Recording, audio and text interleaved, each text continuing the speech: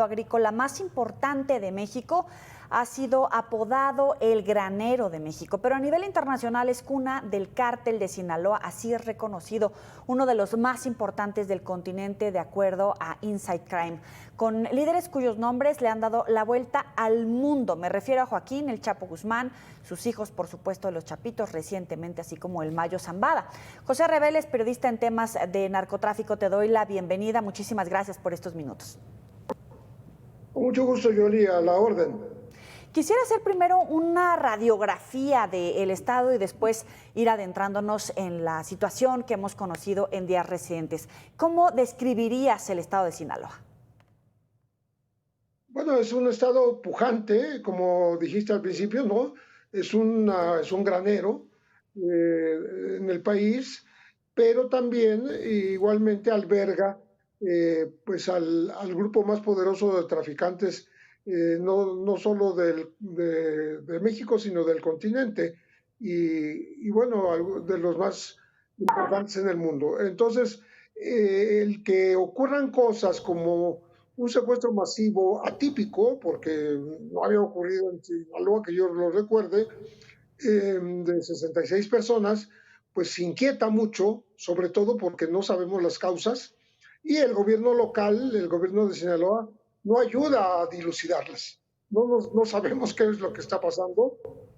Más o menos hay una orientación que dan unas llamadas narcomantas, firmadas por los Chapitos justamente, o atribuidas a ellos, en donde hablan pues de que ahí no se permite el robo, no se permite el secuestro, la extorsión, el cobro de piso, y señalan a 4 personas como pues los que se dedican al robo de casas de habitación, pero esto no tiene nada que ver con el secuestro de las familias. Entonces yo no le veo la relación directa. Sin embargo, es una especie de desmentido a lo que dijo el presidente de que se trataba de un enfrentamiento entre los Chapitos con su tío, Aureliano, el hermano del Chapo Guzmán. El Guano Guzmán lo era. Entonces, todo esto deja el tema todavía en el misterio, siendo tan escandaloso, porque además las familias, no hay una sola que quiera denunciar, que quiera decir qué fue lo que pasó.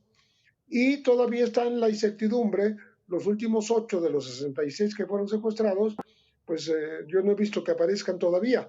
Entonces, creo que estamos en un caso no solo atípico, sino lleno de interrogantes que nadie responde. Es que es bien interesante. A nivel internacional se hizo un escándalo y coincido en el tema de por qué permitimos que se normalice en el discurso de los funcionarios la falta de rendición de cuentas, de garantizar la seguridad, de la procuración de justicia. Bien decías, oficialmente se reconocen 66 personas secuestradas. Sin embargo, el viernes que se conoció la noticia, el gobernador decía, son solo 15. Pasó el fin de semana y se fue actualizando la cifra hasta toparla en 66, que de todas formas era un escándalo por donde lo vieras. Sin embargo, hoy sabemos que no hubo como tal una conferencia de prensa, por ejemplo, para presentar a las personas que habían sido capturadas porque había un operativo de seguridad, pero tampoco se habló de que en este operativo de seguridad las Fuerzas Armadas rescataran a estas personas secuestradas. Lo que sabemos es que las dejaron y ellas, junto con las autoridades, llegaban a sus casas, no denunciaron, creo que nada más hay 8 denuncias, y desaparecidas del mapa, independientemente de las otras 8 personas que en este momento pues se desconoce su paradero. Una serie de irregularidades en un estado que muchos dicen es fallido. Sí, sobre todo que tiene el antecedente del 2019, cuando hubo aquella movilización en donde se demostró la capacidad de respuesta del cártel de Sinaloa frente al Estado cuando fue detenido Ovidio Guzmán, el hijo del Chapo Guzmán, y que se ordenó desde la presidencia de la República liberarlo para evitar una masacre. O sea, se esperaba que pudiera haber una masacre que hiciera víctimas a 200 personas. Fueron los militares acorralados, apresados, se cercó el sitio donde viven precisamente los militares que están comisionados en Culiacán y se les colocó una pipa de gas ahí con amenaza de hacerle explotar. Fue un escándalo, se liberó a los presos Sí, de la cárcel de Aguaruto, que está ahí mismo en Culiacán. En fin, fue una conmoción frente a la cual la actitud del gobierno pareció que cedía ante la fuerza de la delincuencia organizada. Después, bueno, se reivindicó algo cuando capturó este año, en enero, al Chapito y bueno, ya está en Estados Unidos, pues siendo procesado. claro. Pero de todas maneras queda esa huella en la memoria y ahora lo que está pasando pues nos desconcierta mucho. No hay, como digo, no hay una explicación oficial. Y la que se dio a nivel federal del enfrentamiento entre dos de los tres grupos perfectamente identificados, el otro es el del Mayo Zambada, como pues los jefes del cártel de Sinaloa, pues, no satisface a nadie y sobre todo es desmentida por los propios protagonistas. Sí. Pepe Reveles, además de ser un estupendo periodista, ha escrito libros con investigaciones, con testimonios, con información de fuentes fidedignas, que esas publicaciones, esos libros son reconocidos a nivel internacional. Es uno de los mayores conocedores y expertos en el tema. Y le quiero dar la bienvenida a esta mesa de periodistas a Manuel Aceves, periodista de Sinaloa, jefe de información de Línea Directa, Zona Centro, corresponsal de Milenio y El Heraldo de México. Gracias por estar con nosotros. Bienvenido. Gracias, Jolie. Muchas buenas tardes, José. Pues aquí estamos prácticamente a unos días de estos acontecimientos que impactaron a Culiacán y que todavía no se olvidan. Manuel, hablábamos hace unos minutos de la normalización de la situación y a mí me parece escandaloso y quisiera saber cómo se maneja esa información en el Estado, porque manejamos y lo vemos diferente desde la ciudad, los expertos como Pepe, la gente que vive en el Estado. El gobernador dice que son cosas que lamentablemente suceden. O sea, el culiacanazo es una cosa que lamentablemente sucede. El gobierno ya no tiene el control del territorio, hay un pacto, están atados de manos. ¿Qué pasa?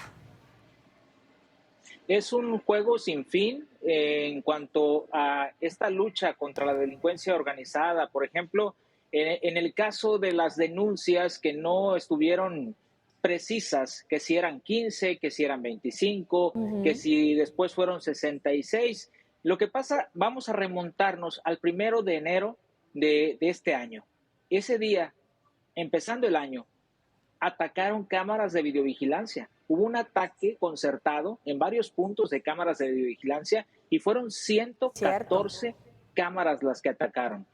Entonces, nosotros hicimos una investigación, recorrimos los puntos a los cuales, por los cuales pudieron haberse desplazado estos presuntos pistoleros que sacaron a sus familias de sus casas, y en todo el trayecto, más de 11 kilómetros, no había una sola cámara de vigilancia. Y cuando por fin llegamos a una de las cámaras, estaba baleada, no servía.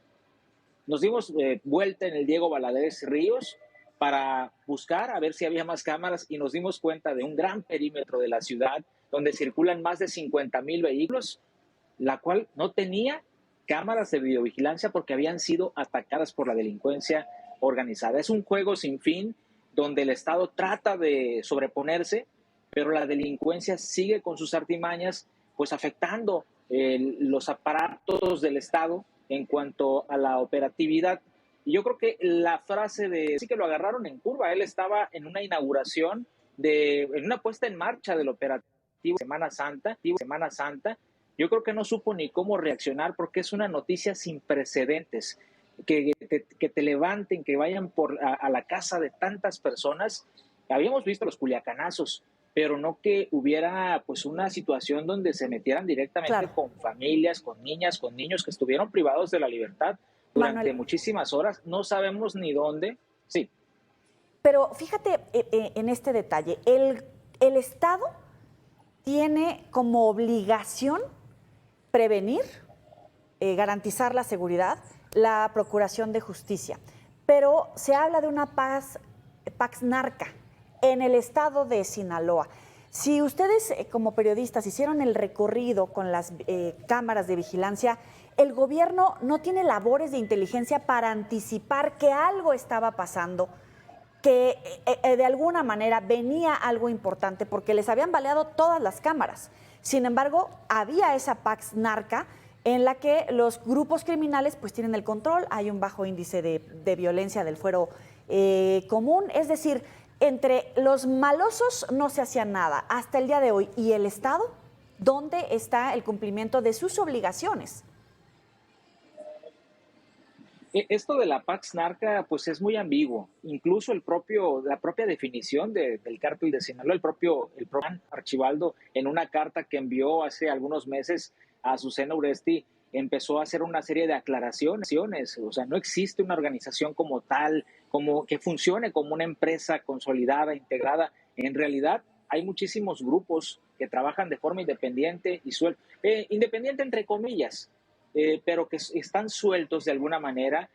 Se llega a pensar que se aglutina a toda la criminalidad y no, lo cierto es que hay mucha delincuencia desorganizada también.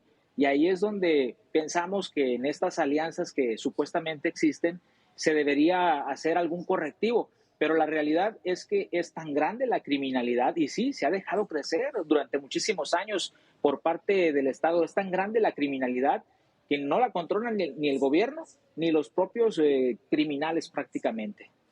Tenemos que hacer una pausa en Mesa de Periodistas, pero te dejo sobre la mesa si hay o había una Pax Narca. Pepe, vamos a la pausa, volvemos aquí a la mesa. Vamos en Mesa de Periodistas. ¿Había, hay o nunca hubo una Pax Narca, Pepe? Mira, yo el Paz Narca la definiría en este caso como aquella acción de la delincuencia organizada, en este caso la, la organización hegemónica que es el cártel de Sinaloa, buscando que nada altere lo que es la cotidianeidad en los sitios, en la geografía donde habitan sus propias familias. O sea, preservar a sus familias de una violencia que no tuviera control. Y en ese sentido, establecer ciertas reglas, como estas que mencionaba yo, que aparecieron en la famosa narcomanta, de que ahí no se permite pues, el robo, el cobro de piso, el secuestro o la extorsión, ¿no? Como que, digamos, el gran negocio del tráfico de drogas, que bueno, ya sabemos que es mundial y que Estados Unidos ha puesto mucho el acento en los últimos meses con respecto de que desde Sinaloa es desde donde parte el fentanilo o mucho del que llega a los Estados Unidos y que mata hasta 100,000 estadounidenses adictos, pues ahí también esta producción de droga podría provocar cierta violencia. Pero vamos a decir que la Paz Narca es el control de la violencia por las propias organizaciones. Así lo veo yo.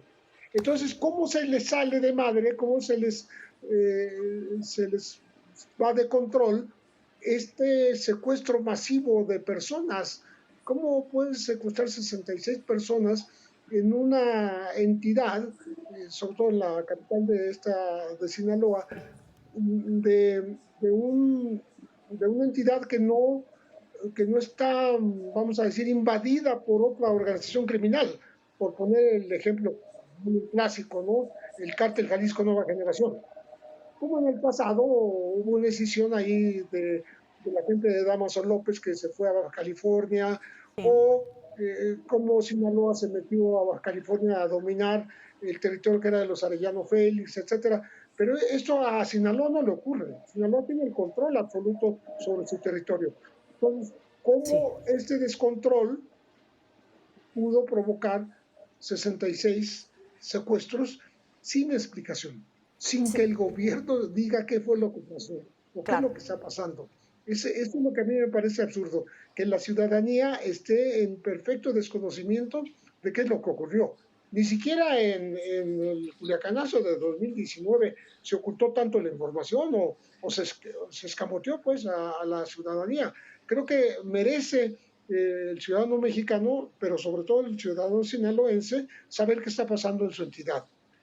Son tambores de guerra porque se habla de la confrontación de dos grupos del cártel de Sinaloa entre familiares del Chapo Guzmán. Hay quien le está disputando el territorio a los famosos chapitos, que hay que recordar que Estados Unidos está tras ellos, pero en realidad es la guerra que se viene por quién en realidad va a mandar en la tierra del Chapo. Se los planteo a los dos, pero comienzo contigo, Manuel. Sí, definitivamente vuelvo al tema de la criminalidad suelta. Yo creo que es una advertencia más bien para ciertas personas que se dedican a la delincuencia por el contenido precisamente de esas mantas. Yo creo que va dirigido precisamente a estos grupos que están sueltos. Es la impresión que da, sobre todo, que hable un personaje de pues esta envergadura y que mande un mensaje a otros delincuentes y que posiblemente no tengan relación con el tema del narcotráfico. Pepe. Es decir, estás diciendo, Manuel, que pudieran ser personas que quieren tomar parte de la delincuencia, pero con otros delitos. O sea, no hacer la competencia en cuestión del tráfico de drogas, ¿no?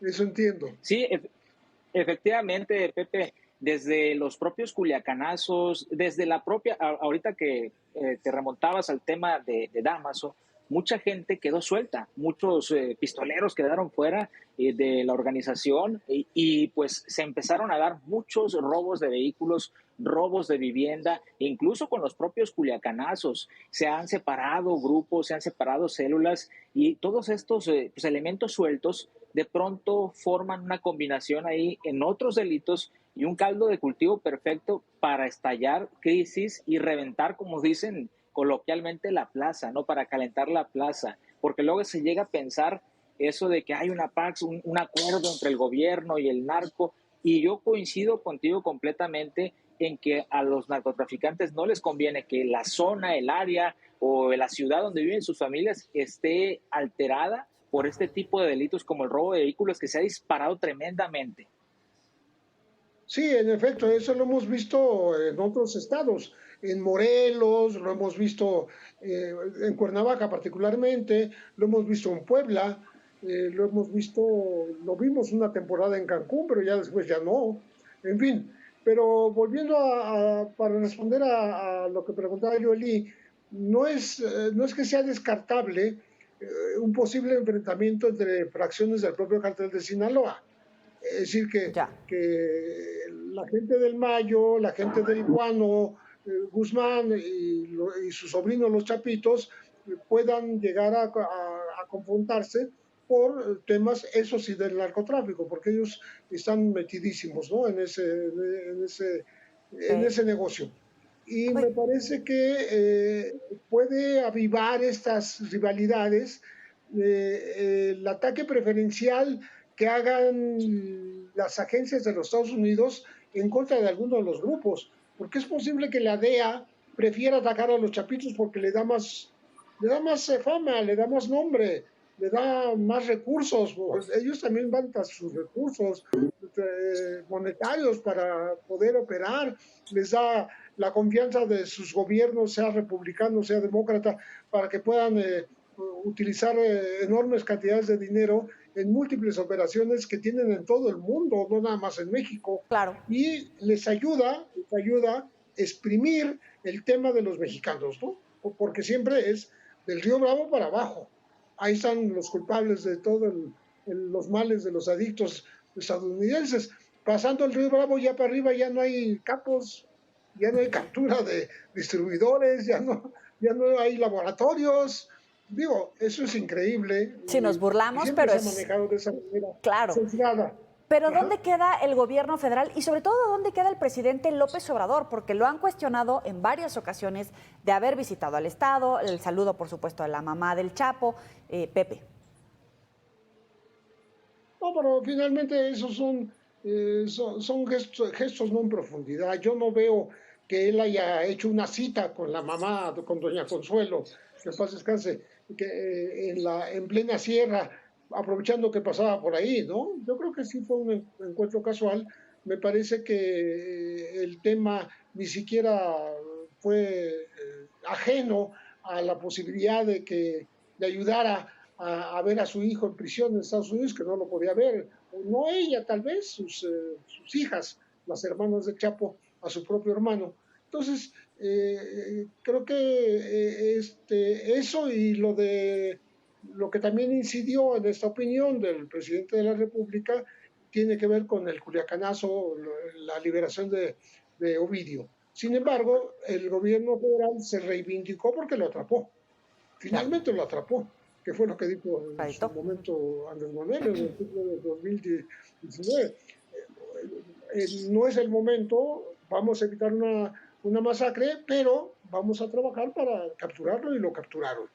Ahora, ¿cuál es el escenario que se vislumbra frente a las elecciones, que va a participar de manera estatal, pero también se va a elegir a el nuevo presidente o presidenta de México? ¿Cuál es ese escenario? Porque hablaban hace unos momentos del riesgo de que se calentara la plaza cuando en realidad pues estaba ahí como contenido, y los retos que significa para el próximo mandatario, Manuel.